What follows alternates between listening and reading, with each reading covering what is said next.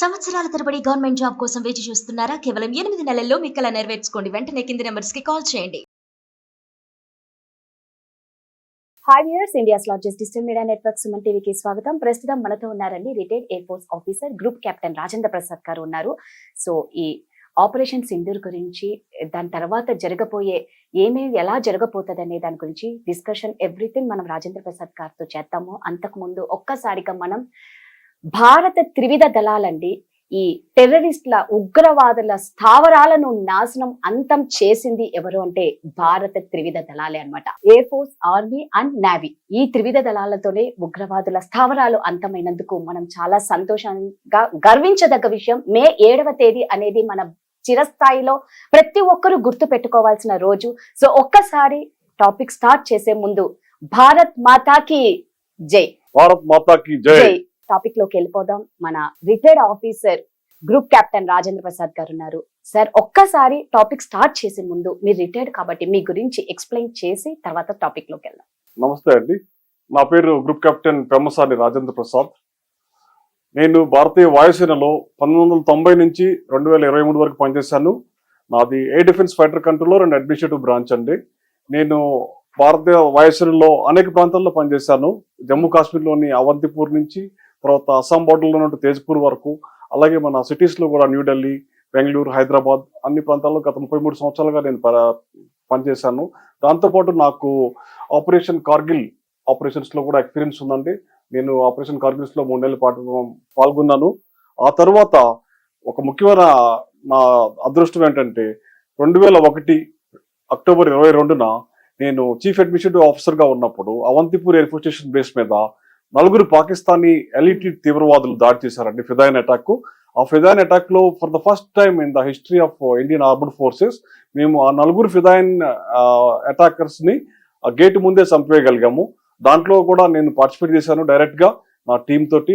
ఎందుకంటే నేను base defence commander ఉన్నప్పుడు నేను ముందుండి వాళ్ళని తీసుకెళ్లాలి కాబట్టి నేను కూడా తుపాకుతో 14 గుండ్లు పేల్చి ఆ ఆపరేషన్ లో పాల్గొన్నాను. నేను మా నుంచి ఒక్క సోల్జర్ కూడా చనిపోలేదు, కాకపోతే గేట్ లో ఉన్నటువంటి ఒక నాన్ కంబటెంట్ మాత్రం మృతి చెందాడు ఆ దాడిలో. ఫస్ట్ ఆఫ్ ఆల్ అండి, మీకు నిజంగా మనస్ఫూర్తిగా ధన్యవాదాలు, కృతజ్ఞతలు.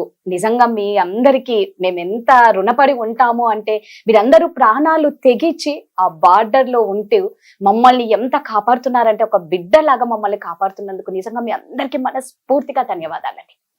సో ఇప్పుడు ఆపరేషన్ సింధూర్ అని ఇప్పుడు ఆల్రెడీ నడుస్తుంది కాబట్టి నిజంగా ఒక విధంగా చెప్పుకోవాలంటే మనకు పండగ వాతావరణం అయితే ఏంటి అంటే భయం వేస్తుంది. అంటే భయము అంటే ఎందుకు వేస్తుంది అంటే, ఏ టైంలో ఏదైనా జరగచ్చు, అందరూ అలర్ట్ గా ఉండాలి అనేది అందరూ తెలుసుకోవాలని మీకు చాలా ఎక్స్పీరియన్స్ ఉంది కాబట్టి, సో ఈ ఆపరేషన్ తర్వాత ఎలా ఉంటుంది అని మీరేం చెప్తారు? ఆపరేషన్ సింధూర్ అండి, ఆపరేషన్ నిన్న రాత్రి తెల్లవారుతుండగా అర్ధరాత్రి 1:30 సూర్యుడు పాకిస్తాన్ లో ఉదయించాడు అనే విధంగా మన భారత త్రివిధ దళాలు సంయుక్తంగా చేసిన మెరుపు దాడి పాకిస్తాన్ కి ఒక చెంపదెబ్బ. ఎందుకంటే పాకిస్తాన్ కుక్కతోక వంకరలాగా ఎన్ని చేసినా కానీ తన బుద్ధులు మార్చుకోవట్లేదు. మీరు గత 3 యుద్ధాలు జరిగినాయి మనకి పాకిస్తాన్ తోటి. ఆ 3 యుద్ధాలు 1965లో ఒకటి, 1967లో ఒకటి, తర్వాత ఆఖరిగా 1971 బంగ్లాదేశ్ లిబరేషన్. ఈ 3 యుద్ధాల్లోనూ పాకిస్తాన్ చిత్తుగా ఓడిపోయింది. 3వ యుద్ధంలో అయితే 93,000 సైనికుల్ని ప్రిజనర్స్ ఆఫ్ వార్ గా మనం పట్టుకున్నాము. వాళ్ళని తర్వాత విడిపించుకుని వెళ్ళిపోయింది. ఆ ఇన్సిడెంట్ తర్వాత పాకిస్తాను ఇక మనం భారతదేశంతో డైరెక్ట్ యుద్ధం మనం చేయలేము, చేస్తే మనం ఓడిపోతాం కాబట్టి 3 యుద్ధాల్లో మనం ఓడిపోయాం కాబట్టి వేరే ప్లాన్ వేసుకుందామని మన మీద ప్రాక్సీ వార్ అంటే టెర్రరిస్టుల ద్వారా మనం ఇండియాని దొంగచాటుగా దెబ్బ కొడుతూ ఉన్నాము, డైరెక్ట్ గా మనం పాటు చేయలేమని 85 నుంచి మన మీద దాడి చేస్తూనే వస్తుందండి. మీరు కానీ చూసారంటే 1985-86లో పంజాబ్ లో బింద్రన్ వాళ్ళే ప్రోత్సహించి బింద్రన్ వాళ్ళ ద్వారా మనని దెబ్బ కొట్టింది. ఆ తర్వాత వెంటనే 90లో మీరు చూస్తే కనుక Pakistan air force Srinagar air force base ముందు నిలబడి ఉన్నటువంటి ఎయిర్ ఫోర్స్ అధికారులని 2 చంపేశారు, లష్కర్ తైబా టెర్రరిస్టులు. ఆ తర్వాత పాకిస్తాన్ లో వాళ్ళు ప్రేరేపిత ఉగ్రవాదంతో జమ్మూ కాశ్మీర్లో ఉన్నటువంటి కాశ్మీరీ పండితులందరినీ తరిమేశారు. అటు వెంటనే మన బొంబాయి దాడులు నిర్వహించారు, సీరియల్ బ్లాస్ట్ మన దావుద్ ఇబ్రహీం సహాయంతో. ఆ తర్వాత లష్కర్ తైబా, జైషే మహమ్మద్ అండ్ హిజ్బుల్ ముజాహిద్దీన్ అనే ఈ 3 తీవ్రవాద సంస్థలని ట్రైనింగ్ ఇస్తూ Pakistan army and Pakistan ISI with the help of Pakistan government వాళ్ళు మన దేశం మీద కనీసం ఒక 150 దాడులు చేశారండి. మీరు కానీ తీసుకుంటే పార్లమెంట్ అటాక్ అతి పెద్దది, ఆ తర్వాత 26/11 బొంబాయి అటాక్స్ తాజ్ హోటల్ మీద చేసిన అది అతి పెద్ద అటాక్ అది. ఆ తర్వాత మన అక్షరధామ్ టెంపుల్ మీద అటాక్ చేశారు.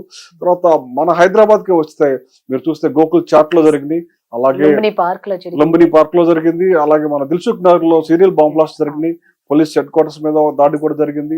ఇలా అనేక దాడుల్ని ప్రోత్సహిస్తుంది పాకిస్తాన్. సో ఇట్లాంటి మనం కనిపెడతాం చాలా కష్టం, ఎందుకంటే డైరెక్ట్ గా సైనికులు పాల్గొనరు. సైనికుల చేత ట్రైనింగ్ ఇవ్వబడినటువంటి మిలిటెంట్స్ పాల్గొని మన మీద దాడి చేస్తున్నారు. ఈ దాడి పరాకాష్ఠ ఎప్పుడు చేరిందంటే మన పహల్గామ్ లో స్త్రీల ముందు, పిల్లల ముందు మగవాళ్ళను ఏరి వాళ్ళ మతం పేరు అడిగి మరి అతి నిర్దాక్షిణ్యంగా 26 మంది పౌరుల్ని, ఒక నేపాలీ 25 మంది భారతీయ పౌరుల్ని పొట్టన పెట్టుకున్నారండి.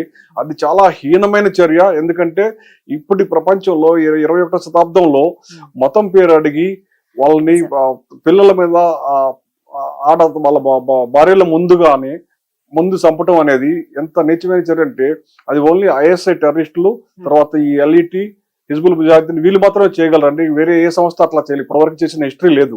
మనం కూడా చూసాం, LTT చూసాం. LTT ఎప్పుడు కూడా వాళ్ళు ఇట్లా పిల్లల్ని కానీ స్త్రీల మీద ఈ విధంగా అటాక్ చేయలేదు.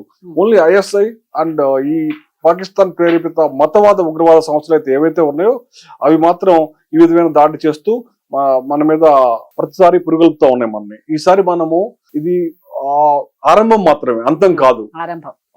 యుద్ధం మీరు అడిగారు ఇప్పుడు ఎంతవరకు వెళ్తుందో యుద్ధం అనేది. యుద్ధం మనకి అదృష్టం ఏంటంటే వార్ ఈజ్ వన్ సైడ్.